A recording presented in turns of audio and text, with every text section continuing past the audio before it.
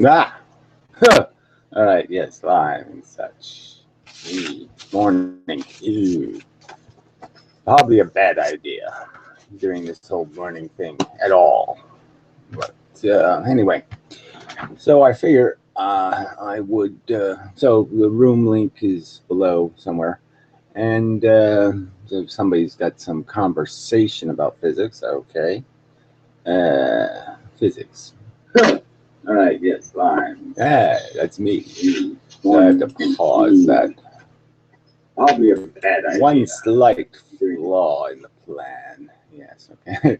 I did post the link before I opened the room, so at least I am learning the curve of the learning. Yeah. And so, yes, curve, that was one of the first things I did think of was the forces. Generally speaking, are created in a curved kind of idea, like acceleration. You don't automatically accelerate a whole bunch. You accelerate and accelerate, then you're getting a peak acceleration, then you decelerate as something decelerates you. You know, it's never exactly all the way on, all the way off, and nothing else. So that's sort of important in the whole idea of force conveyance. You know, once you turn into an electric or a magnetic force, your velocity or your acceleration, it's only effective. Uh, at first, it takes a while to get to somebody, like light. So once it leaves you, it's not necessarily getting anywhere instantly. So sometimes you can't take it back, so to speak. So, but it's also that you're giving it in a blob where it's more at the beginning. I mean, you know, less in the beginning and then more and then less at the end. So it always does have that curve to it. Um, Force creation, we'll call that C-radiation, and that forces are created by acceleration. And velocity has little or nothing to do with it. As funny as that sounds, right? Yes. Velocity is just the maintenance of a condition, and once you have the condition, you're not making no more forces. Even though you're going fast, it just doesn't matter because you're done making force. You only make force while you accelerate. And that's the consequence of acceleration. So if I was to explain that, do a physics lecture, you know, they often will start off with the history, okay, and say, okay, well, you got Galileo and you got Newton, and then train wreck. Okay, that's how I would describe everything after that. Is just train wreck. Okay, logical train wreck, where back in Newton's time, say they just didn't, or even Galileo, they had to devise really simple experiments and crude mechanisms to do things, and they were just kind of, there was no room for. I mean, you can't imagine that Newton would do something like invent dark matter or come up with some kind of gimmick. Even the Huygens thing, though, Huygens is pretty old. I don't remember exactly how old, but I think it's Newton's time. This idea, and I don't know exactly what Newton thought of that gimmick. This idea. Let's just pretend. Okay, waves create little wavelets. And we'll make that the truth because it's unimaginable. You can't test it. You can't see it. It's all invisible, so we can make up an invisible kind of a god. And I guess I'm just saying that I don't think these guys were looking for gods. They weren't looking for unicorn answers. They were looking for some kind of physical hard, some real handle on it. Not some real picture of the physical universe, not some unimaginable description. Unimaginable in the sense that it doesn't have any. You just can't draw a picture of it. You can't model it rationally. Uh, so I guess I would say that there is a dividing line in terms of what physics allowed physics to become, so to speak, what physicists allowed physics to become, in terms of providing explanation. All right, so it's the biggest conflict, I guess the biggest controversy, let's say the biggest controversy is particle versus wave, right? As a elemental function. I'd argue that certainly particles become wavy when you become further and further and further from the source. So it just as this force argument is made that it takes a matter of time to reach the peak of something. You can't change anything instantaneously. You have to change it by changing all the bits, and that takes time. So just that automatically creates that curve. And once you have that curve, you know, then you have something that looks like a wave if you extend it and do this, you know, propagate it through time. You have something that appears like a wave when it's really a frequency. Right. So that would probably be another way of putting this is the notion of a wavelength versus a frequency. So I'd say, you know, we're talking about the same thing. We're just using different conceptual words to describe the same thing. Wavelength and frequency are the same thing, essentially. I mean, a frequency over time dictates a wavelength. A wavelength, you know, one multiplied by time, one divided by time, you know, same exact thing. They give each other, they're just reciprocals of each other. Frequency goes up, wavelength goes down.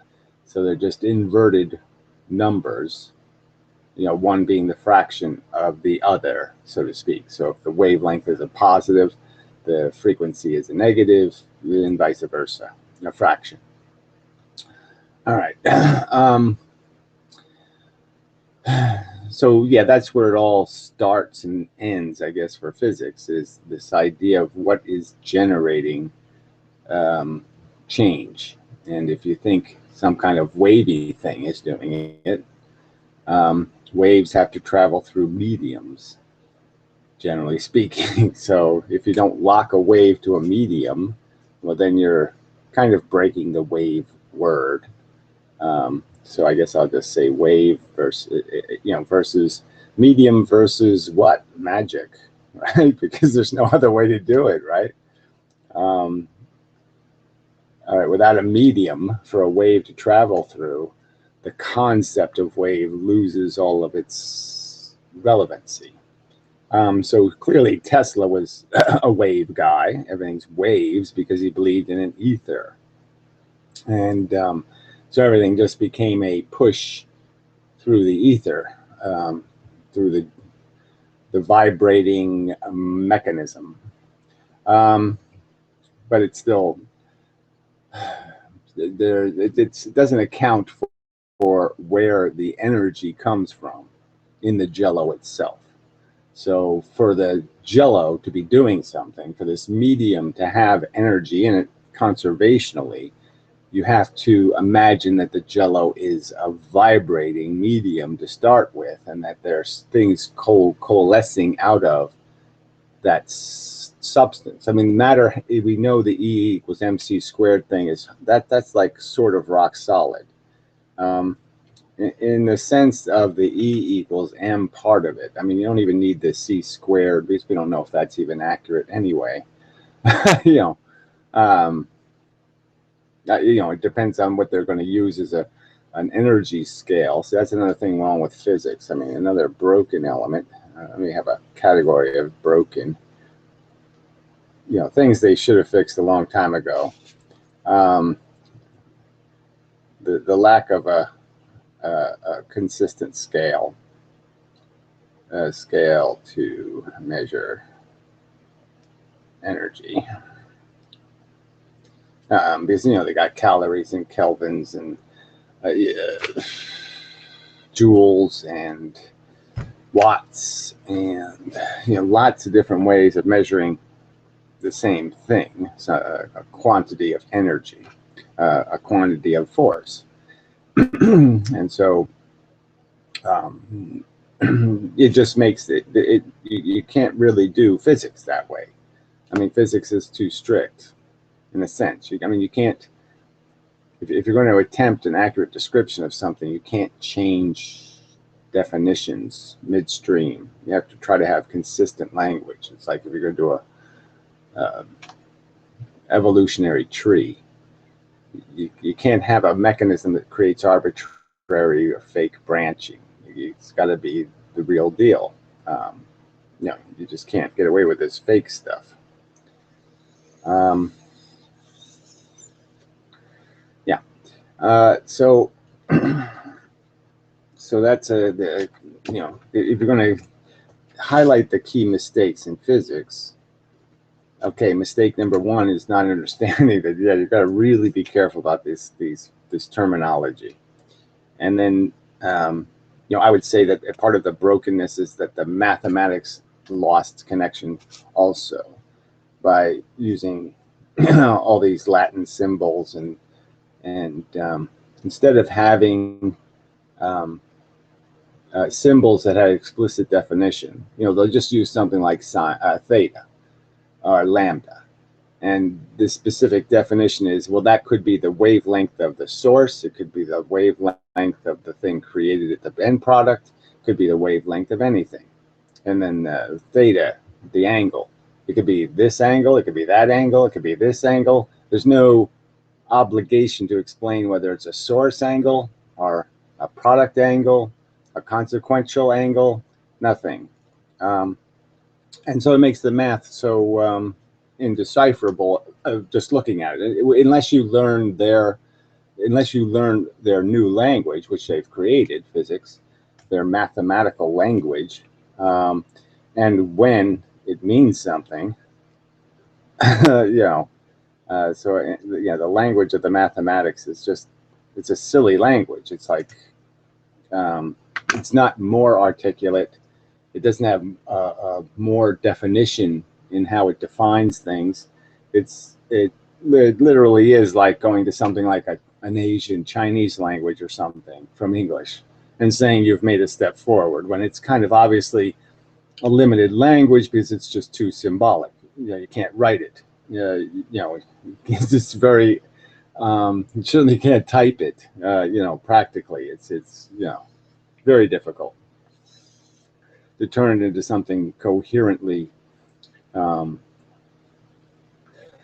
converted into a written language.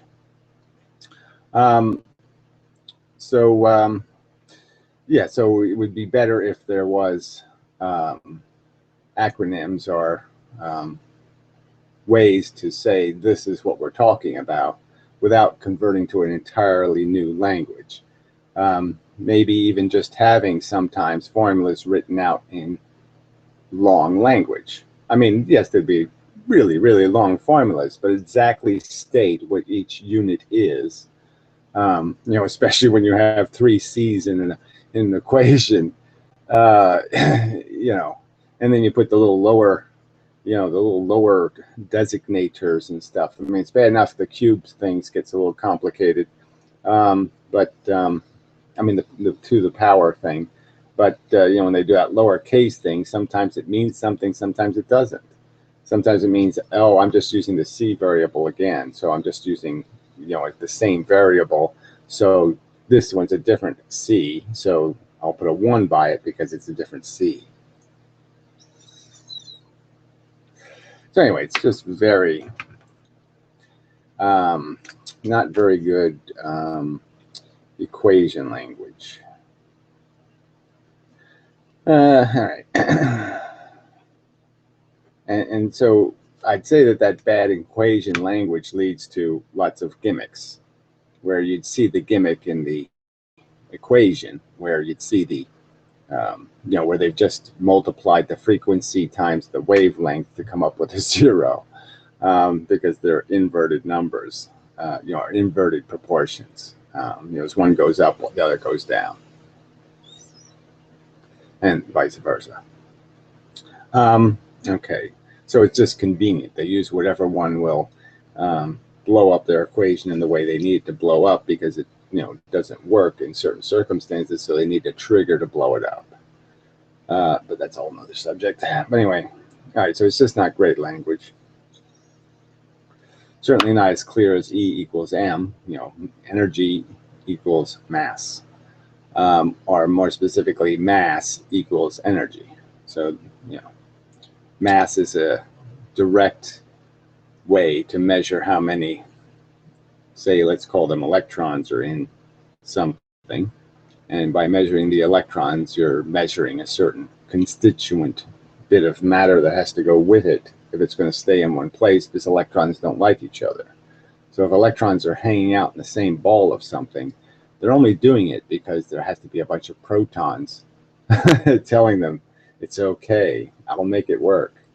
You guys will find a compatible space with each other, because I'm going to organize you around me, and you won't get in each other's shit. So, see, electrons have a common spin. So let's say they're just all going clockwise. Two things going clockwise come into each other. Their faces are different, so to speak. So they'll always bang off of each other. They're spinning, because they're spinning the same way, they're spinning in a way that can't be compatible. If they get anywhere near each other, they bounce off of each other because their right sides and their left sides are not compatible. Their left side is going the opposite direction of the other guy's right side. And so they can't find any, that goes for top, bottom, all that other thing. So that's that's the giveaway, that we know that the element of repulsion between electrons is likely a symptom of that mechanism. The fact that spins are incompatible. Same spin is not compatible. Like tops, they'll bang off of each other excitedly. Even though that's not the actual mechanism, I just want to get to the point that it's you can sort of see that connection. All right, but I want to get back to the beginning, which is the particle thing. So if you there's conclusions you can draw, and you can say, well, look, am I going to be looking for elemental particle, or am I not looking for an elemental particle? Am I looking for something? Am I saying a force is something, or am I saying a force is something I can't understand, I can't know? It's something that happens. Things are just magically attracted and magically repulsed. But if I concede that, no, it makes more sense that there's an actual mechanism, there has to be something that's pushing or pulling. So it has to be push or pull, but it has to be something pushing or pulling. I could say push or pull. And the important thing is something is pushing or pulling.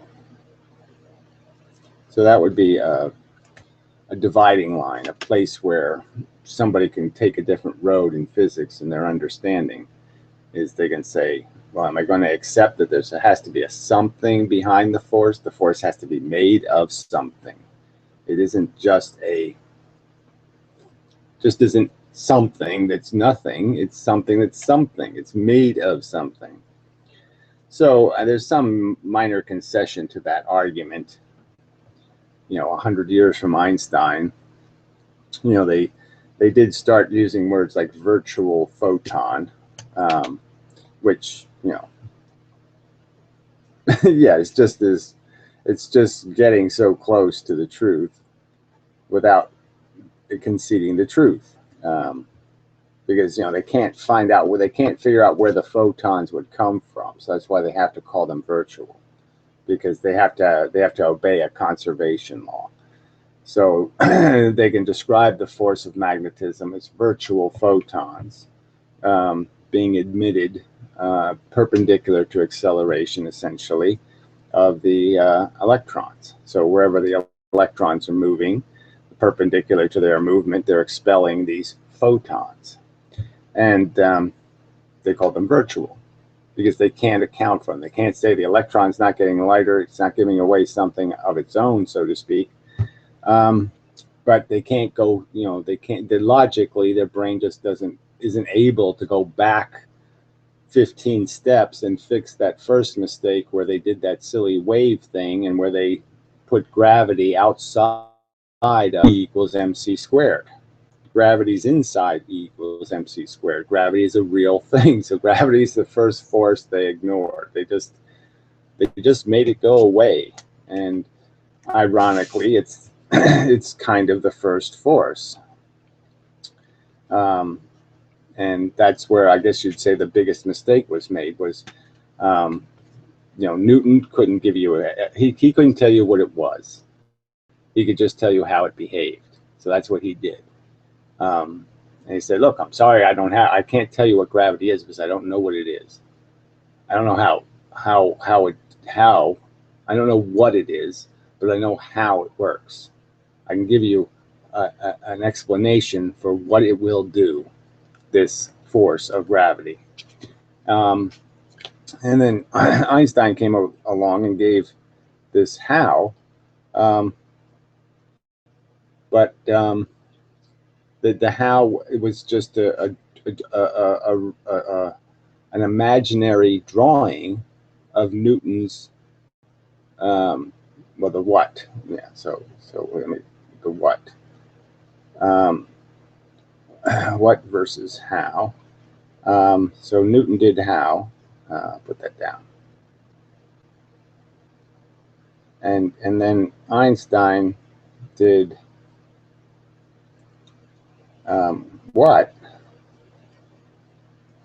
But he did it just as a description of how. So he just created a gimmick, a way of metaphoring, okay, bent things, creating a depression in space, duplicates the curve of gravity, and it does so in this idea where if you metaphor it a certain way, you can say that the curve of that spiral is equal to a time that you can apply to what happens with the changing of the acceleration. So when something's changing acceleration, it's going to consume time to do that, and that extra time will be seen in the extra distance of that curved line. So he just came up with a visual mechanism, a structural mechanism that duplicates the inverse square law, and that's really all it's doing. It's just duplicating this. My hand's going to get 4 times bigger when I go half the distance. 4 times bigger, 4 times smaller. You know, true of light emissions, all emissions that come out in a straight line force.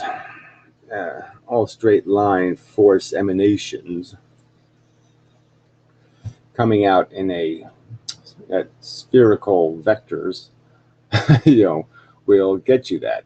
And that's how forces are admitted. So all forces obey this rule. Gravity, magnetism, electricity are all doing this. The closer you are to me, the more I'm going to affect you. Pretty much. Yeah. And that would change with things like laser beams. So the rule is, in a sense, broken there. You're not going to have the same diminishment because the beam, the admission of the force isn't in many vectors. It's all on one plane, so it's all coherent. So in coherent forces, coherent to each other, I don't know, parallel, probably a properly technical way to say that I'm not properly technically saying it that way. But anyway, yeah, so the rule is broken in circumstances, and not the rule, what fits in the category changes. You have to be a little bit careful. Not, you're not changing the speed of light, but you're changing how much the light is degraded, essentially. So obviously, an incandescent light bulb in space would be degraded a lot more in terms of its force on you than a laser pointer at the same position. The pointer has a lot better chance of getting its energy to you than the light bulb, for obvious reasons. I think obvious reasons. Anyway,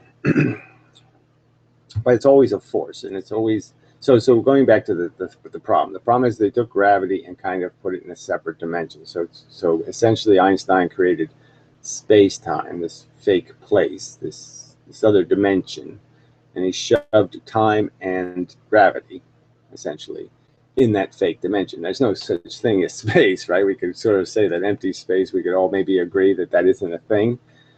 So it's really just gravity and time he shoved in this fake dimension. So he took a function, which is time, and he took gravity, which is a force, and shoved them in a fake dimension, and therefore took them out of the mechanical sciences. And so that's essentially what the argument is you have to create virtual photons to explain magnetism and electricity, and even some of the nuclear forces. They use the term virtual photon. You have to create these virtual particles, let's call them that. Are particles that disappear, particles that do all kinds of weird stuff. So they even have now where they're popping in and out of dimensions inside of the atom to do this wormhole thing and this and that. And it's like, yeah, well, they have to do that because, again, they have to account for conservation. And they break conservation by creating something that can't exist. They can't create energy. They can't create matter. In the sense they can't create, well, I mean, energy. They can't create energy. So I guess that's the right way to say it, because that's the energy makes matter. It's not matter makes energy. Matter contains energy. Energy makes matter. Energy is the thing you can't create or destroy. So the conservation rule obliges them, to virtualize, to make somehow not real the real carriers of the force. So it's the force carriers that they had to. The mechanism of a particle works. That's, I guess, the important part here. They're using virtual photons because the idea of a particle works. It explains the phenomenon, but they can't explain it that way because they can't make particles. Okay. Because they don't have any source for the particles. Okay, particle works as explanation. All right. And that goes right back to 300 years ago, where particle diagrams of an active particle causing gravity. So having gravitons, having something, an invisible radiation. Let's call it that. An invisible radiation. So gravity is an invisible. If they would have started with that conclusion, okay, gravity is caused by an invisible, and I'll put that in quotes, so that's the key word, right? We can't detect it any other way than to be affected materially by it. Invisible, what did I call it? Damn, I forgot already. Invisible radiation. There we go. Okay, so that was Lesage gravity, or Lesage gravity. And it really is some guy in France, really some guy, Lafrontier or Francesco or whatever. Some guy who actually talked to Newton.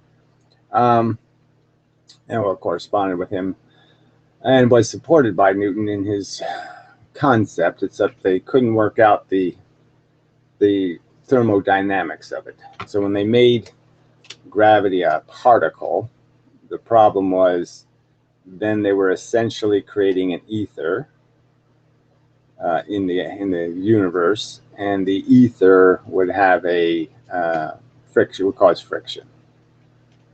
Okay, so they'd have a friction problem. That's the problem with all ethers. I mean, none of these Tesla guys will explain to you how their mechanics of their universe is able to function without breaking this friction rule. I mean, how come it vibrates when you want it to, and it doesn't vibrate all the other times it's supposed to? I mean, logically would.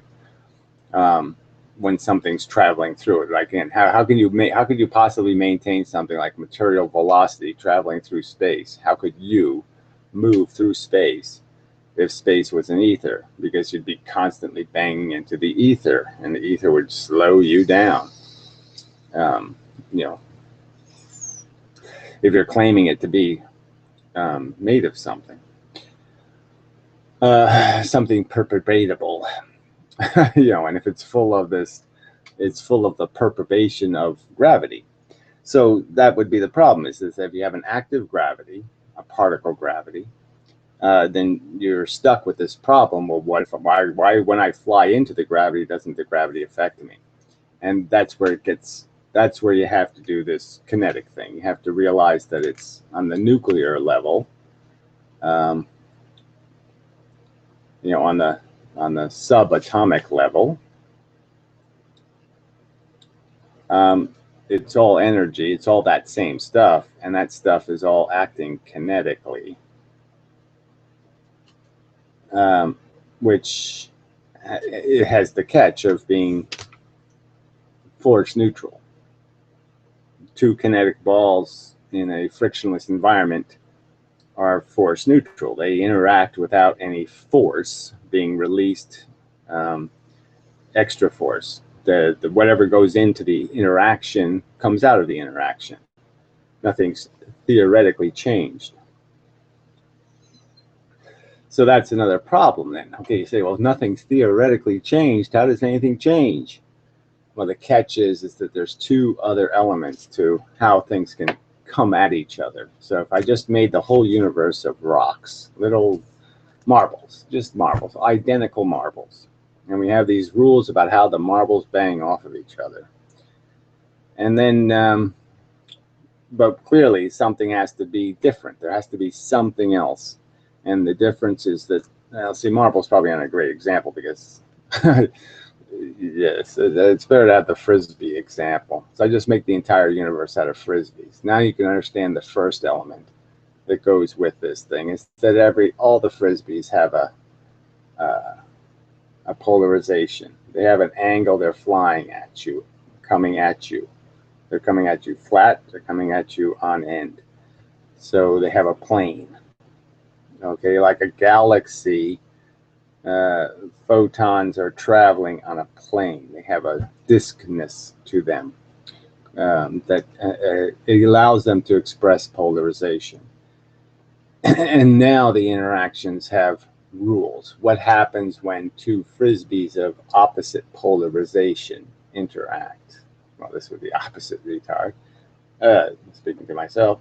What happens to the interaction? So at these different polarizations, there's different rules for what is exchanged. Does this polarization come out this side, or does this polarization, do they convert their polarization? So the two things, let's say they came directly into each other, two Frisbees.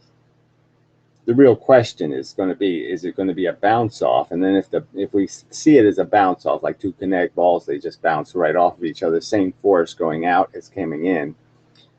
Do they carry their polarization, or does this happen? Does this polarization go this way and that polarization go this way? Or do they actually convert the polarization in the sense that the polarization changes direction? So that would be important. If the polarization is actually changing direction, then that's a change. Okay, so well, anyway, so the key thing is there's only these two things. There's polarization which you can understand that can cause change. And then there's, let's see, cause change. So speed and momentum can't cause anything. They're all going the speed of light, all the frisbees. And again, all the momentum will be exactly the same after the interaction as before the interaction. Two things go in, two things leave exactly the same direction they would have gone if they never hit each other, which is bizarre, but that's what happens. But the thing that changes is their polarization changes. The polarization doesn't travel through the interaction, it bounces off. All right, so the other thing they have is what could be called frequency, wavelength. So now this, the wave thing showed up, right? But it's not really a wave. You know, me doing this, okay, that's not waving. Okay, that frequency of interaction, it's not reasonably understood as a wave. Water dripping into a puddle. The water going towards the puddle, the droplets, are not waving. You don't say, hey, there's a wave of water. So let's understand that it's a frequency that's causing that, and that's all. So now understand the frisbees are flying, and that they have a polarization.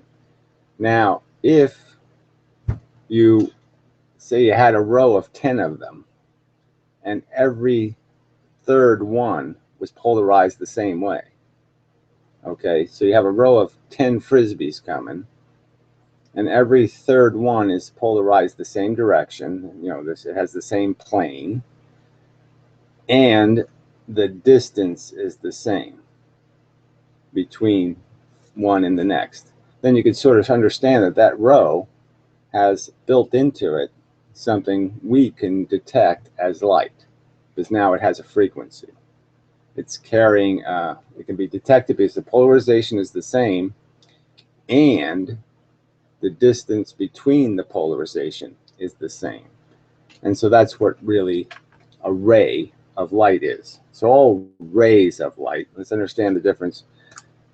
When light's created, it's created by electrons.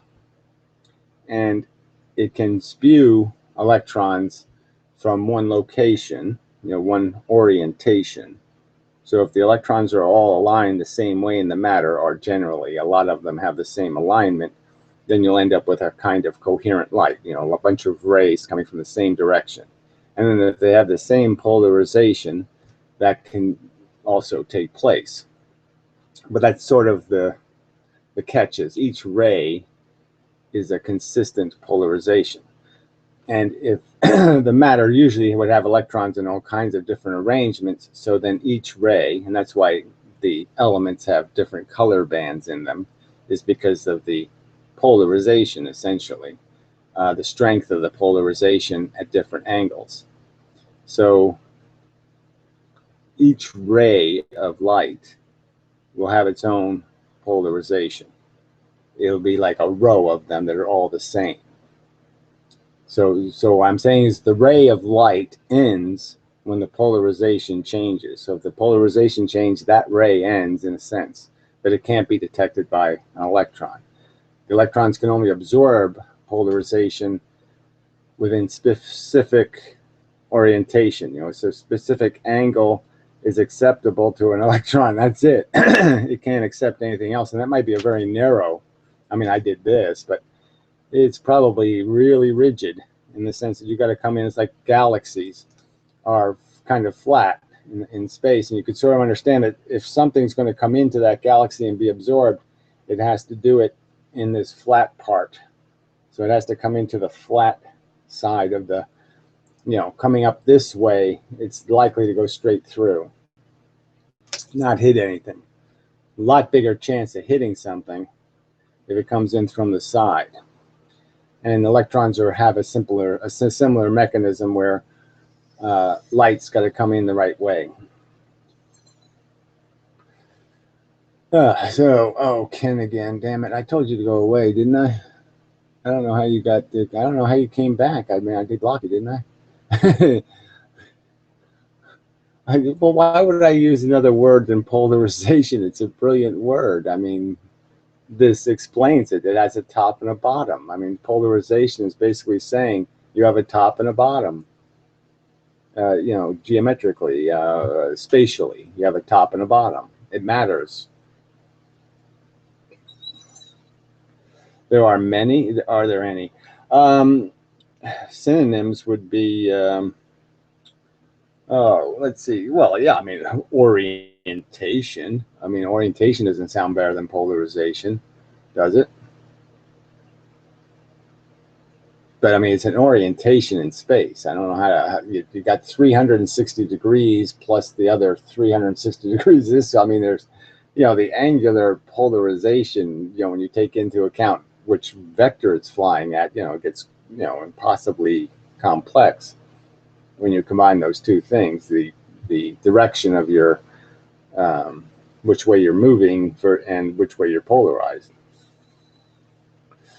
What happened in dark with no light? Jeez. Obviously, nothing happens in dark with no light. There's no light. There's no polarized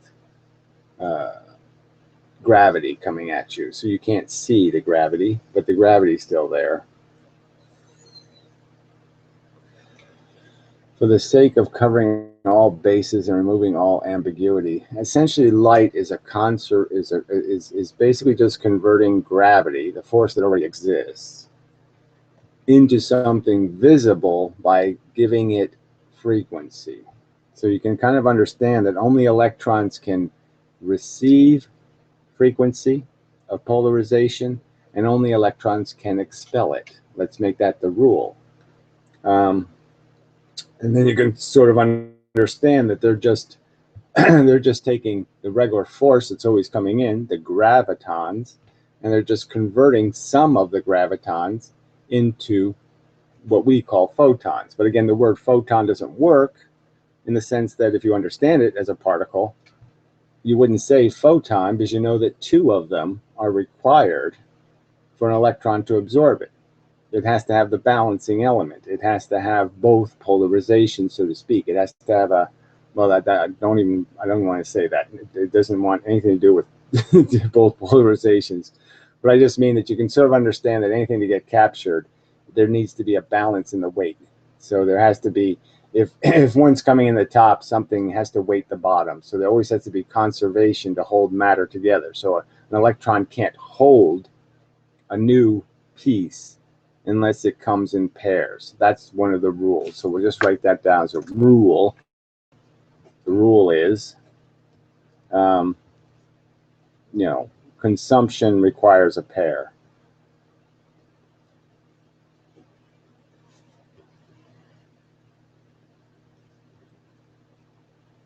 And it still doesn't mean that you're going to be able to hold it. It just means that you'll have a chance. You have no chance without the balance. Well, you can say it, all right? You can say something's dead. Yeah, it's dead as meteorites, okay? It was not, they didn't understand, they never saw the steel balls bouncing off each other. Well, you can see that. I don't think they had invented those things yet. But do you understand kinetics? Do you understand that in the kinetic universe, there's no friction? Nothing breaks apart. You can't understand an indestructible particle that can't go anything else but one speed, okay, and can't break into pieces. You can't understand that. Because to say Lesage gravity is dead is to say you can't understand that. Feynman couldn't understand that because he metaphored Lesage gravity to raindrops, for fuck's sake. He's a fucking physicist, and he compared. This is the guy who used the term virtual photon. You do know that, right? That Richard Feynman used the term virtual photon to describe the force of magnetism. Do you know that, cunt? Jackass. The only thing dead is your goddamn brain and your goddamn imagination. The fact that you lack imagination should have you sitting in a corner shutting the fuck up. Because you can't think. You have nothing to base your your declarations. God says so. Lesage gravity is dead because you say so. Or the Pope said so. The Pope says evolution is wrong. That's how you sound, fuckhead. You don't have an argument. And again, it's a 300-year-old theory, fuckhead. Well, almost. It's older, by a few weeks than Newton.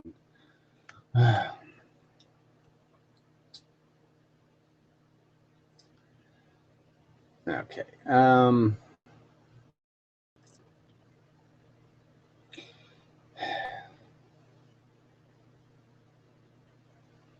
don't even know what that means.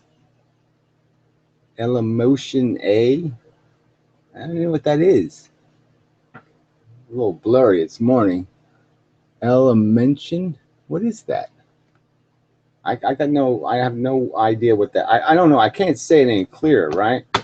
If I have a big pile of galaxies, and some of the galaxies are this way, some of the galaxies are this way, some of the galaxies are this way, I put them in a string, okay? And some are just pointed the wrong way, right? So just think of it as, think of the way the thing is situated as color, right? So this would be the color red. This would be the color blue, okay? So think of those as the two extremes. And the point is, if you had a row of beads coming, a row of them, you could have lots of reds, but the only ones that matter really are the ones that are blue and they're at the exact same distance from each other. That would be called electromagnetic radiation. The same frequency and the same polarization equal electromagnetic radiation. If it just has polarization, then it's magnetism. If it has polarization and a frequency, then it's a real photon, not just a virtual photon. So you could say when they don't have frequency, they just have polarization, then they're virtual photons by Feynman's definition. And when they do have frequency, then they're photons that you can see because electrons can absorb them and be moved, which causes the reaction that we call, I saw that. That's how your eyes work. You vote for Donald Trump like I do? Well, you're on the wrong subject, retard. So I guess you'll have to go away. I guess you will. Retard. I mean, what the fuck you doing in here with that crap? You can't figure out, I really don't want that subject in this room. You can't figure that out all by yourself. Jesus. Dumb fuckers on this earth.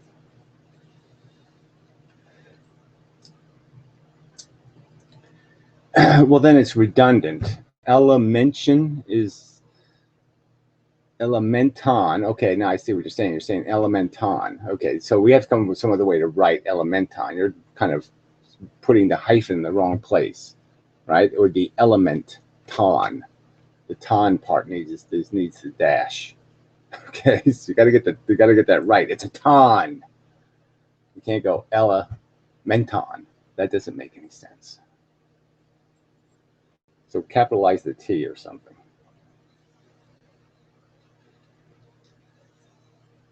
Yes, so all you have is, look, if you call them gravitons, that works too, magneton, but I'm just saying, so let's just call it an elementon, and the simple rule is, okay, when it's not of the same polarization and it has no frequency, we call it gravity. Okay, when it has polarization, that means it's all coming at the same polarization, we call it electromagnetic force. And if it's both polarized and comes at a frequency, then we call it light. So polarization plus frequency equals light. Polarization alone equals electromagnetic force. And neither polarization or the same frequency equals gravity. So anyway, that's the point I wanted to get to with this whole explanation, is that that's how simple it is. But you have to sort of explain why they didn't see how simple it was, right? And the reason why they didn't see how simple it was is because assholes, wipes, fucking cunt, jackass, you know, yeah, I just want to use every kind of nasty word. Fuckers like that stupid logical empiricist. The assholes like that were around. And, you know, because they couldn't figure out how to do something in 20 minutes, they gave up. And giving up on a particle explanation of reality was a huge mistake. Catastrophic to physics. Wave theory is babble. They should have been able to say to themselves, look, all right, we can't make particles work, but waves don't work either. So let's just give up on, come on, let's just not declare waves the winner when it just doesn't work. You can't even imagine how this wave goes 15 billion miles through space and it doesn't spread or do anything till all of a sudden it finds a double slit and then it does all kinds of shit. I mean, it's just so stupid.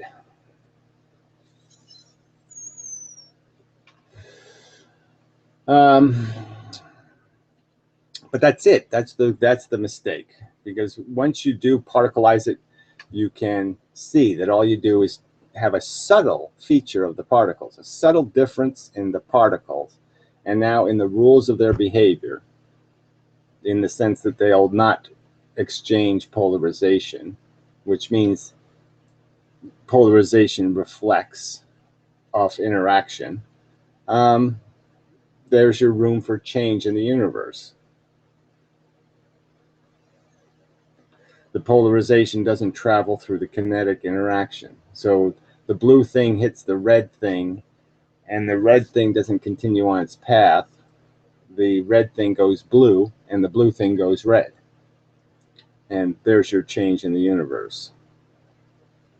And of course, the frequency thing, which becomes only is made possible because now you've you've created this opportunity. Well, it's not. No, the frequency is made possible by the concept of the balanced orbit, the dumbbell, the idea of the spinning dumbbell. That there has to be two things being blocking force on each other that get trapped in the arrangement, the force of gravity. So gravity forces things into association with each other, and that association, which is a spiral usually, creates frequency. It has a rotation speed, and so things will leave it at consistent speeds. I mean, consistent time intervals because of the spin. The spin is a time interval, and it creates the potential to release things at a frequency.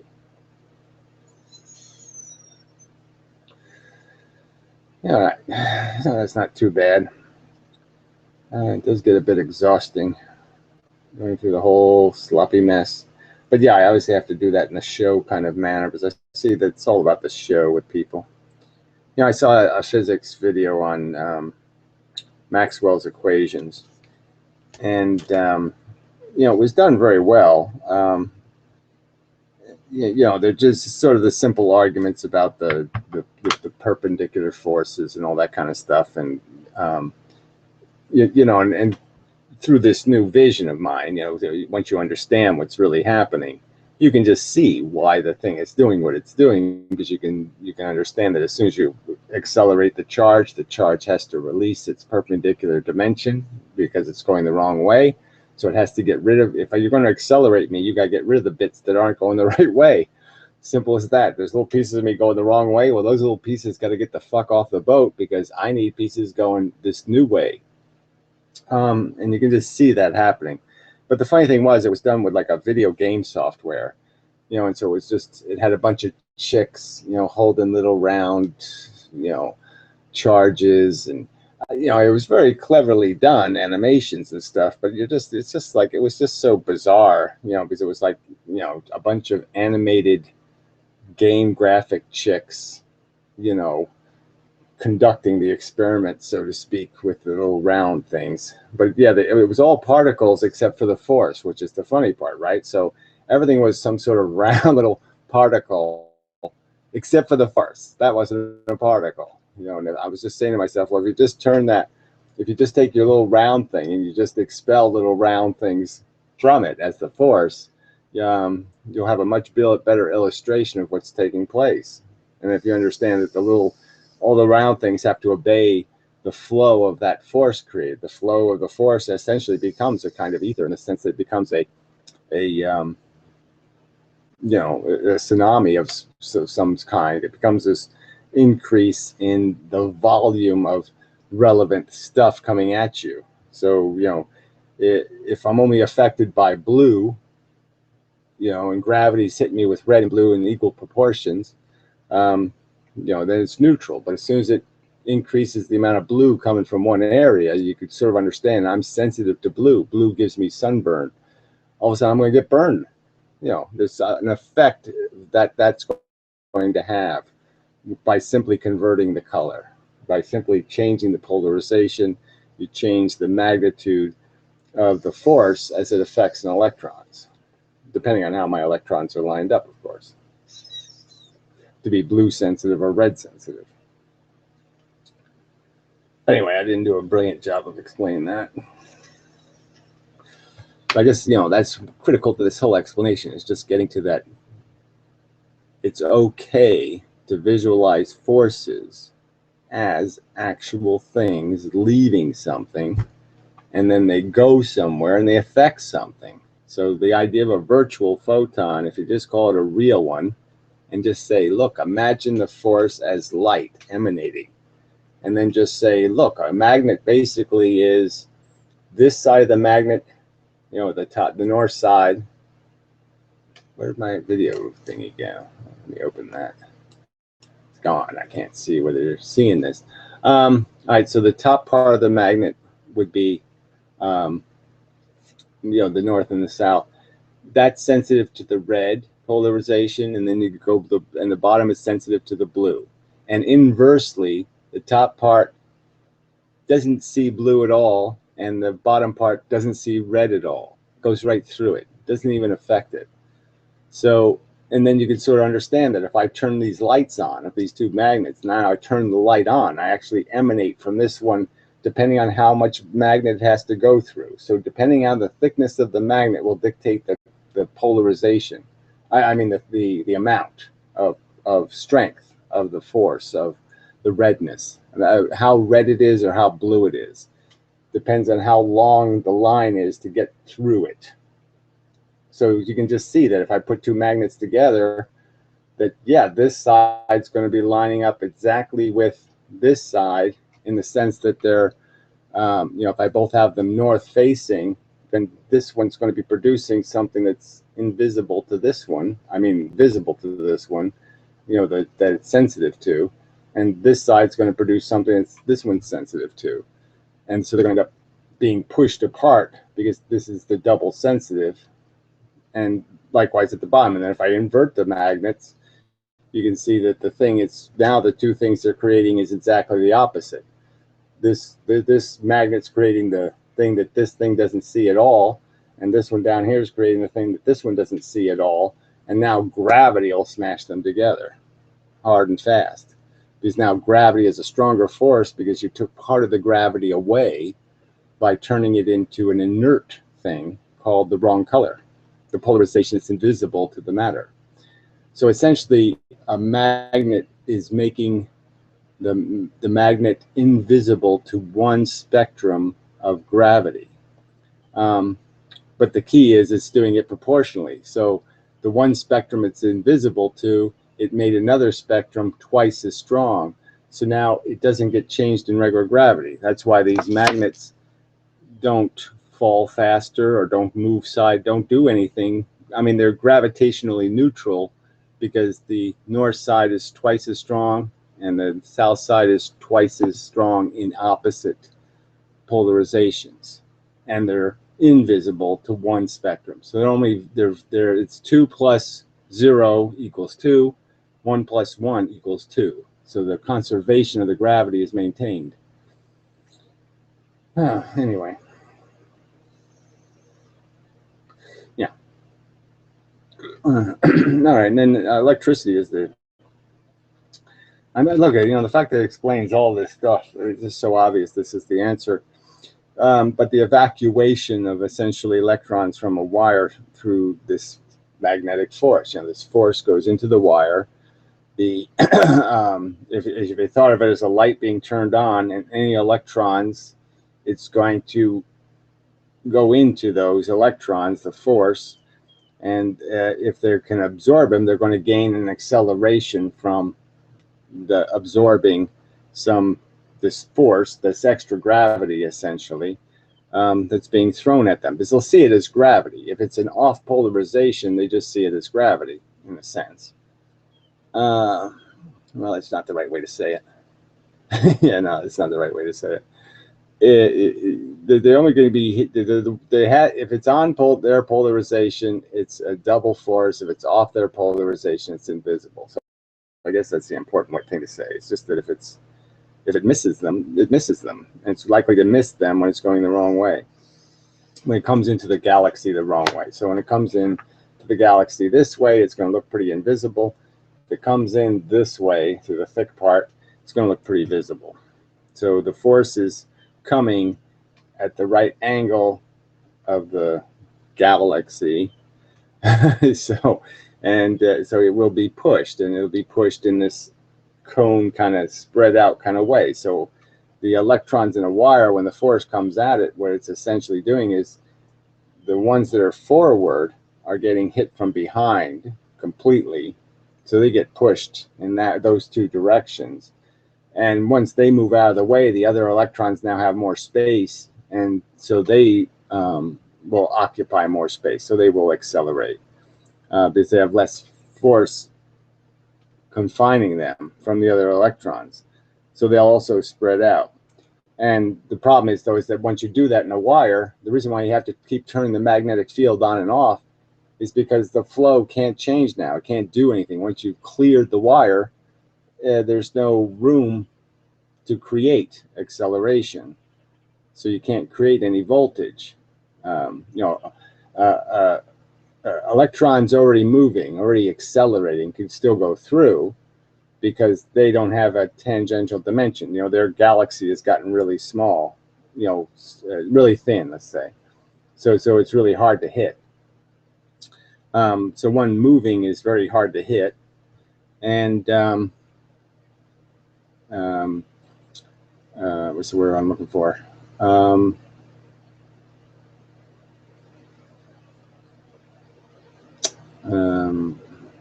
Well, anyway, but you can just get the idea that the reason why it has to be, you have to turn the field on and off, is because you have to keep letting the electrons back in and then pushing them back out and then pushing them back in and then pushing them back out.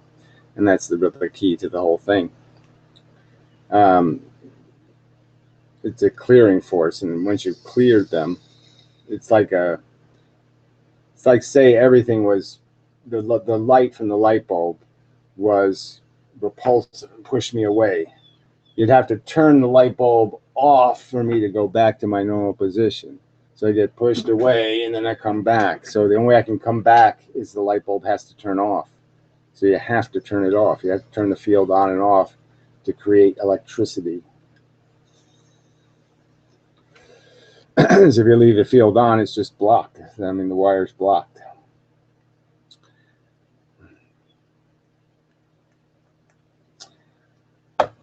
It's blocked from initiating voltage. It's like I said, an existing voltage will still travel through the wire.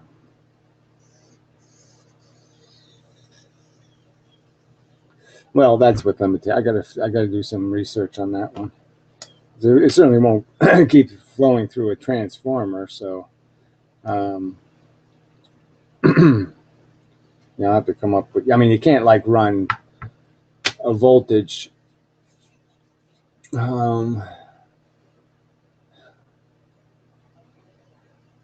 I mean, if you put voltage into both the secondary and the primary of a transformer, you're going to get a real problem. So yeah, there's no, there's no pre-existing voltage. You really can't have a pre-existing voltage in a transformer. So theoretically, that probably goes true for a bare wire. That if it wasn't for the fact that the bare wire has no coils and that you're affecting it so little, that must be the only reason why a magnet doesn't fuck up every electronic device entirely. I mean, something about that not having enough of a it's the whole square inches of travel distance is what makes all of this thing work. So the reason why a magnet doesn't affect, like I said, an iPod or something, if I put a magnet next to the computer, it's not going to stop working. Is that there's, unless I put the magnet near a coil. So if I put the magnet near a coiled, one of the little inductors, or what do they call the little transformers used to make frequencies? So you got capacitors, you got resistors, inductors, right? Yeah, inductor. So if I put a magnet next to an inductor, I will fuck the computer up. I mean, I will change the frequency of something or whatever. I will probably mess up the function of the motherboard. Probably. I think you'd have to. Yeah, I just don't think there's a way to avoid that. I don't think. Yeah, I have to think on that one. Because it's still the magnetic field has to be introduced in the right plane of the inductor. So you might have to put the magnet next to the inductor, not over the inductor. Maybe I'll try it. Yeah, well, a superconductor just means that the electrons are lined up for maximum efficiency, right? So you could argue that one electron has a potential to carry a certain number of photons in a direction, and it's just that it can achieve its maximum speed of exchanging packets of electrons. So let's say there was a million photons in an electron, and I move an electron from point A to point B. I've moved a million of these little gravitony things.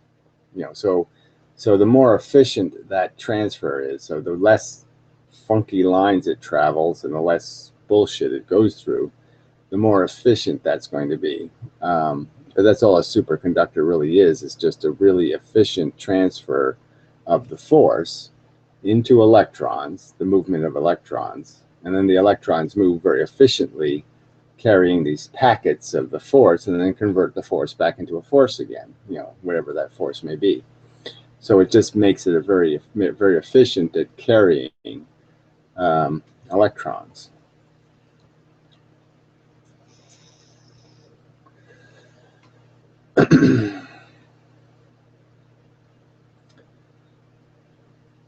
Yeah, well, it doesn't really.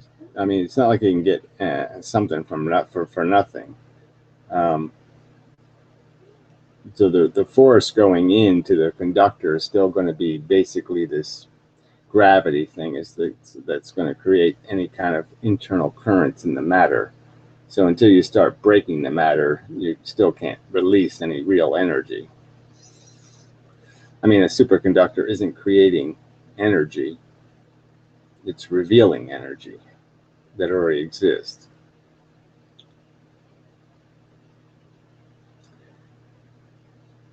Well, yeah, I don't know much about high temperature conductors. I mean, you can just surmise that the two elements of high temperature and low temperature would have a certain advantage in that you have to keep things simple, right? So anything that's complicated is not going to. Medium temperature is just medium velocity, in a sense. So that's where things can get messy, because you have velocities in different directions. And you can sort of understand that at very high temperatures, you have a tremendous amount of force going in probably one direction of the, wherever the source of the heat is. It's pretty hard to create like a perfect, a plasma or something. But if you did, that's still a force all the way around something, you know what I mean? So it only has nowhere to go, so to speak. So the superconductors at high temperature are likely being contained in a container.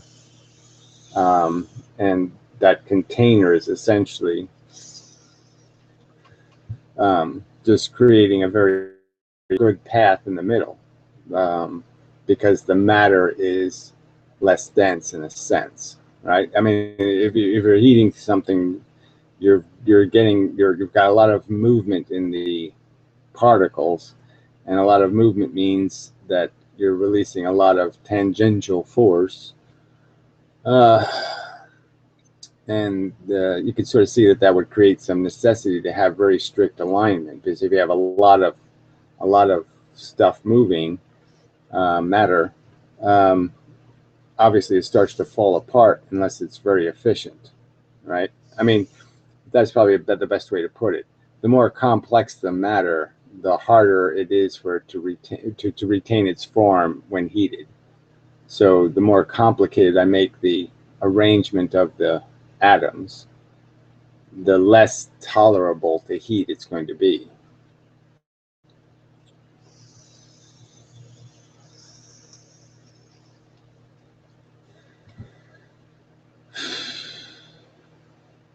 So anything at a high temperature would be something fairly efficient in terms of it have to be a crystal or ceramic or something that where the alignment of everything is very strict, and so it's very stable.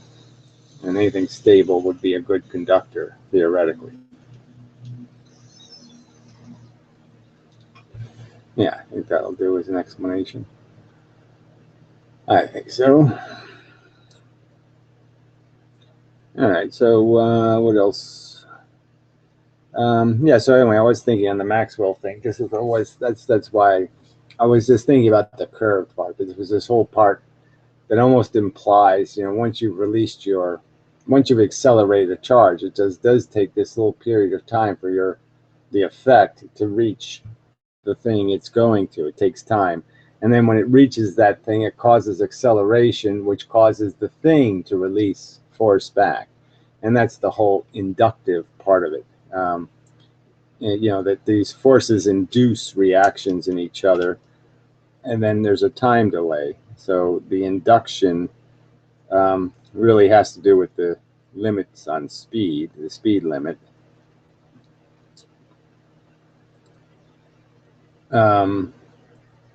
Is the cause of that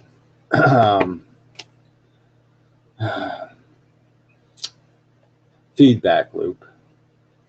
And so you really, to get to, and I guess the feedback loop is just kind of like almost like an audio feedback loop, it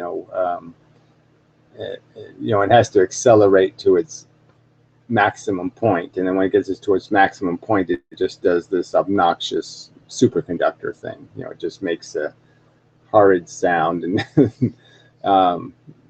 maxes out in terms of its capacity to absorb energy.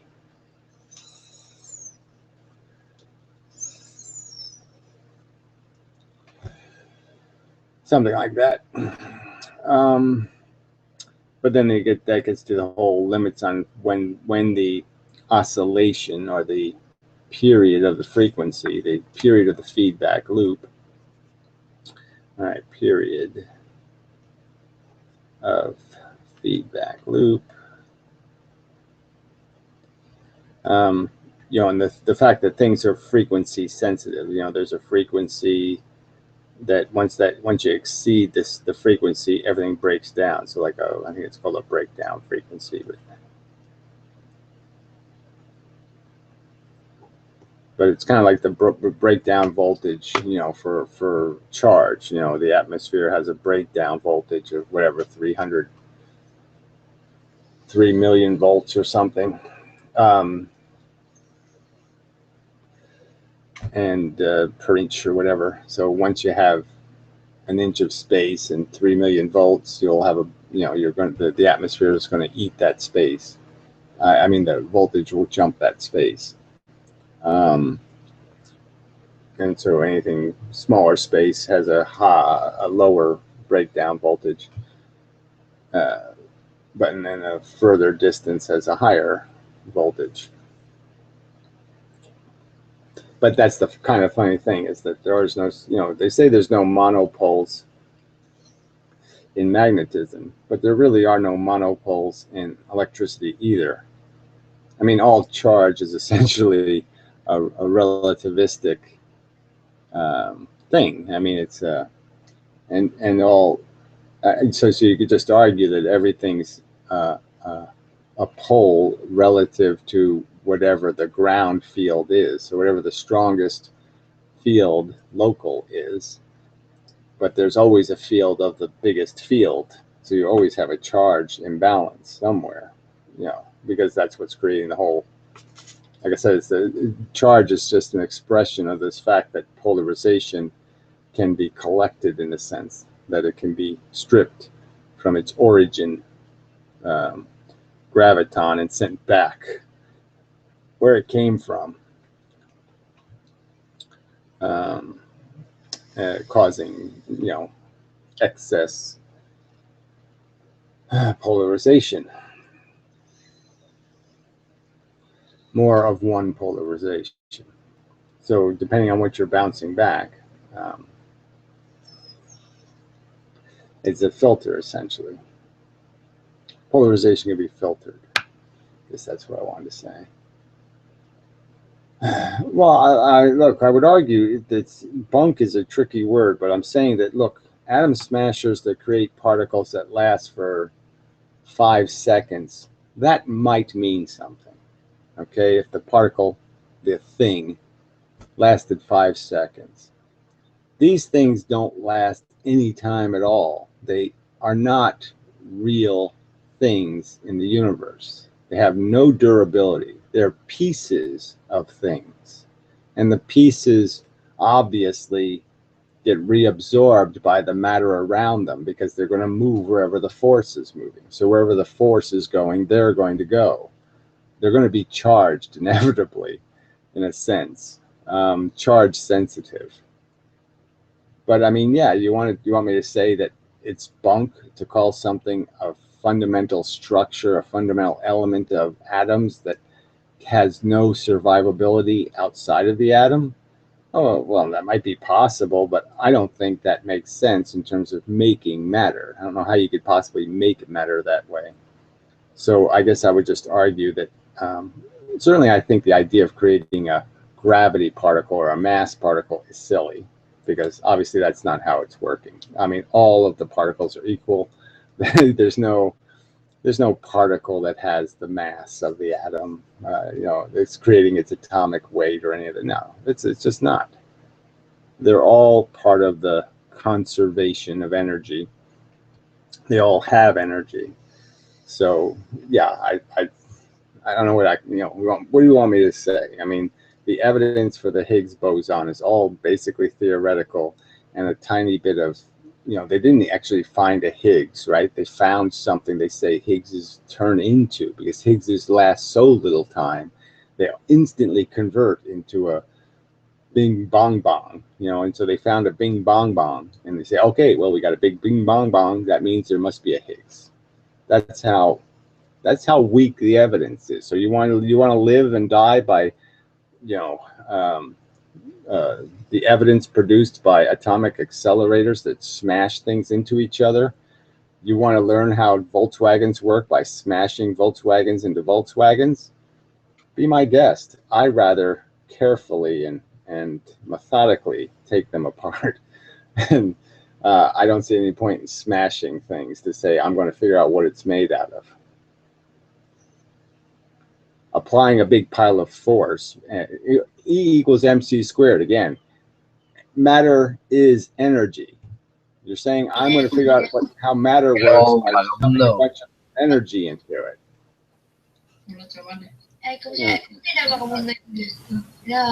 What these people, these retards who don't even speak the goddamn language, coming into rooms? Who are you? What the fuck are you doing here, retard? Cállate. Yeah, well, baby. I mean, it just makes you say, gee, Trump is the dumbest piece of turd in the universe. But yeah, he's smart enough to say these assholes ain't going to make America great.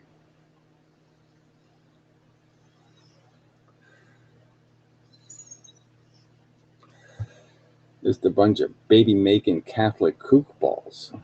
We don't need no Catholics. We don't need no Muslims. That ought to be the rule. You want to get into this country and you're Catholic or a Muslim, then yeah, retarded Mexican fucker. once, I kick you again, okay? Yeah, it's okay. I kick you again, retard. God. I just nuke fucking Mexico. I mean, Jesus Christ. How can you be so fucking obnoxious? I mean, I just can't, like I said, I can't imagine. I go to China. Or I go to a Chinese website right now as an American, and I go into a Chinese website and do this and feel what? Proud of, hey, I'm showing the Chinese how great America is by being an obnoxious asshole. Ooh, habla asshole, habla asshole, habla asshole.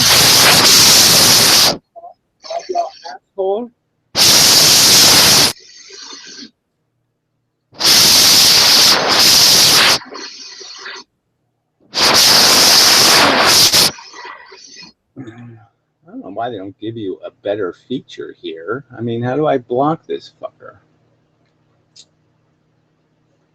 Should be a way to do that. Let's see. I guess they have to get into the chat. So a list of available commands. I don't want available commands. I just want to be able to block fuckers.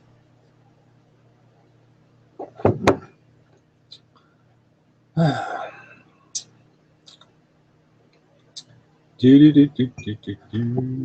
guess I have to wait for him to show up again.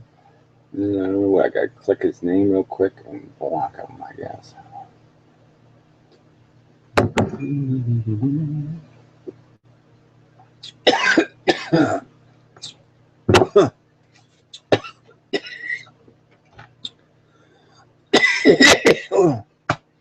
Death made me drink my coffee badly.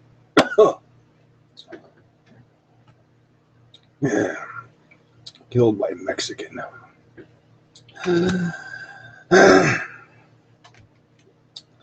Fucktards.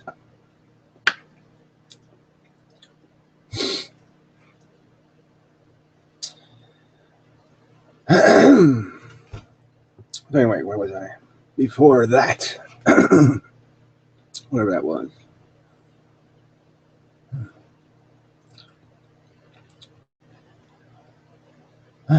The people, yeah, just, oh God. So, yes, so yeah, I don't think there's any gravity particles inside atoms or any particle that's holding everything together.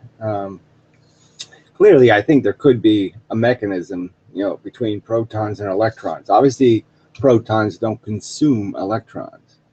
So there's obviously, I think, a mechanism, a membrane between the two. But I think that's probably the neutron, actually, but it doesn't really matter. But it's only because of the Standard Model and their creation of all these bits that they have to create the idea of a Higgs boson. So I'm just saying that's their creation, because they don't understand what gravity is. They don't understand that gravity becomes magnetism. So they can't really understand how this thing really works. So they have to create these fake particles that jump around from player to player and give them mass all of a sudden. It's like dark energy or dark matter. It's a way of making the math work, but it's not. I mean, if you really think about what they're saying, is this, this Higgs bounces into everything and causes everything to get, to have gravity for a second, and then it goes away, and then it has gravity for a second, then it goes away, and then it has, it's really complicated in terms of its function. So yeah, I don't think it's a real thing. I wouldn't bet on it, I guess is all I'm saying. I mean, so if you're if you're in the jury and that if you give the right answer, you're going to get a cupcake, and if you give a wrong answer, you're going to get a nail in your eye. Aren't you going to say, I'd rather not answer on the Higgs? I mean, are you willing to say you're sure they exist? Oh yeah, I'm quite confident they've got it that nailed just right. Yeah, I don't think so. So, I mean, when you have nothing to lose, it's really easy to invest in that kind of mush. I would, okay, I am quite confident that, yeah, the answer is it's all one force. Gravity, magnetism, electricity, it's all one thing. It's just being a different expression of the same thing. That's why they all travel the speed of light. So the entire electromagnetic spectrum, all radiation, and all force are all the same thing.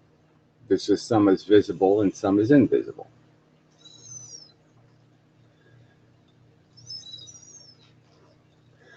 But what more data do I want on the photon? I don't understand. All I'm going to do is find out how much one weighs by Einstein's math.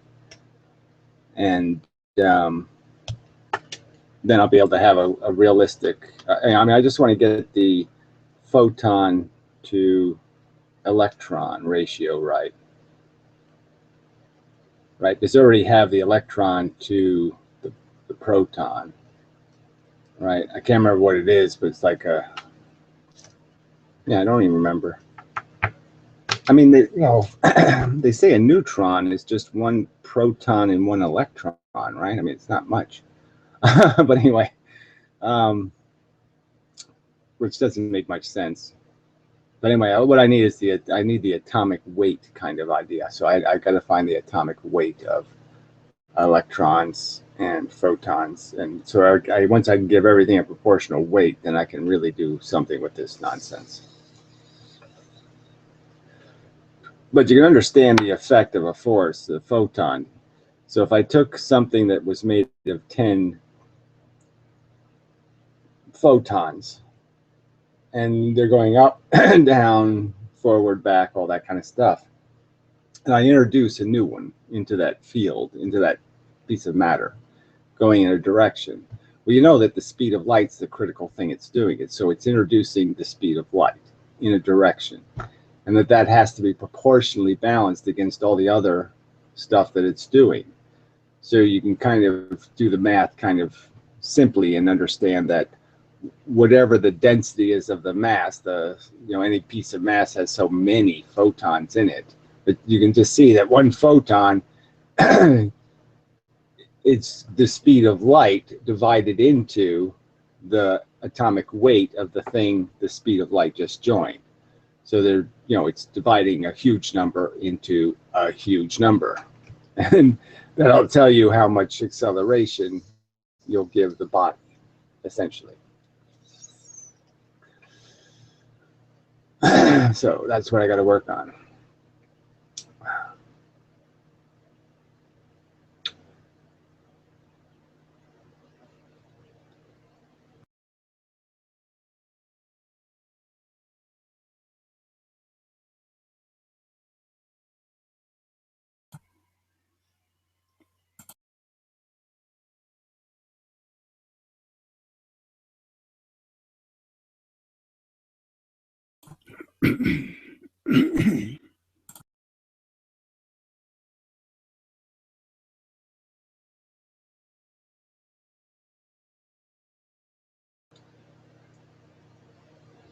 Jeez, quite rude.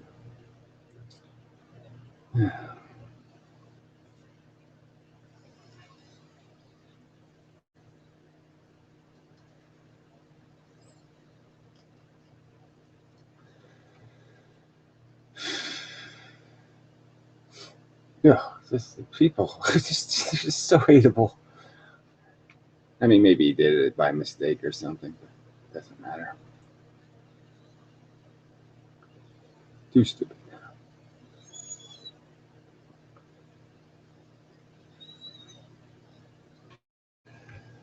I don't take it personally, Ken. I just don't have time to waste. You know what I'm saying? I really don't. And, I sincerely say, okay, I'll read your shit. I try to figure out what you're saying. You don't understand how my time is. I can't tell you how, I know it doesn't look like time is precious to me, but it is. Okay. And I have to use this. I have to waste a certain amount of time just being alive because being alive sucks. So there's a certain amount of waste that's inevitable. And I'm just saying when somebody's increasing the amount of waste, that's going to get you, you know, you're pissing me off, fucker.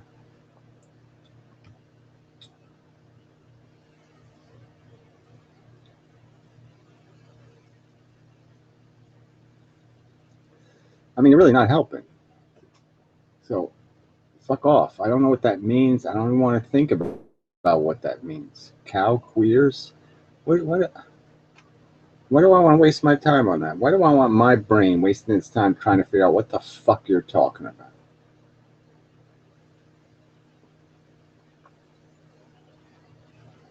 Damn. There really is no hope for this planet.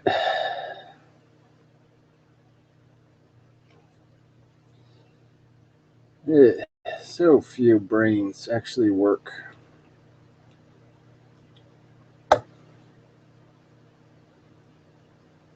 Consistently, reliably, dependably, usefully.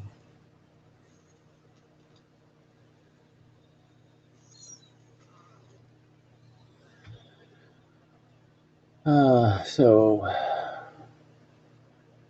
I don't know if there's anything else to bibble about. Maybe I'll head off and get busy with my chores for the day.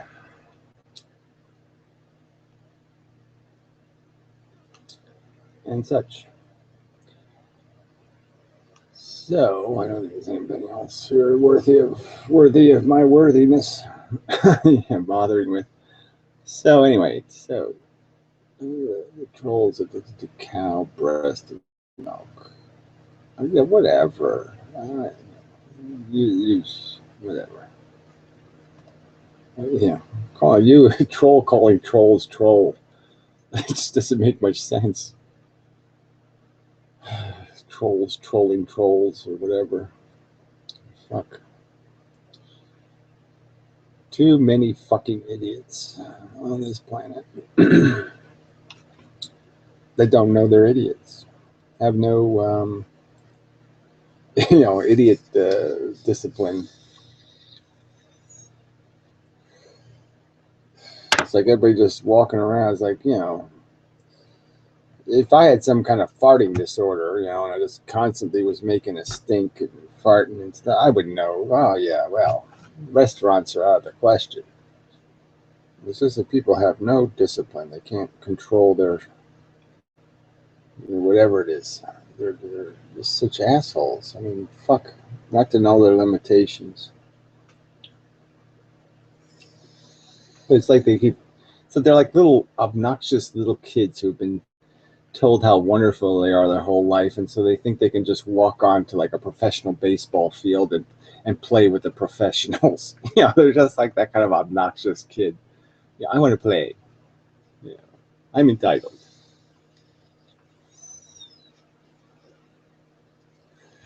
Yeah, well, I don't think you're doing it, Ken. I think you're a ton of shots behind. But whatever. Go ahead, aggrandize yourself. Yes, you're 100 moves ahead. Yeah, sure you are.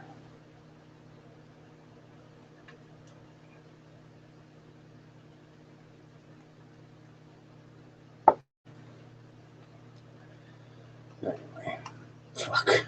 Yeah, right there. Some asshole thinks he's 100 moves ahead. Right there. You're just like, yeah, what assholes? So somebody's not humble enough to say, I don't got clue one ahead. I can barely, understand what just happened, let alone understand what's going to happen. Anyway. Till next time and such. So forth and whatnot. Blah, blah. Blah, blah, blah.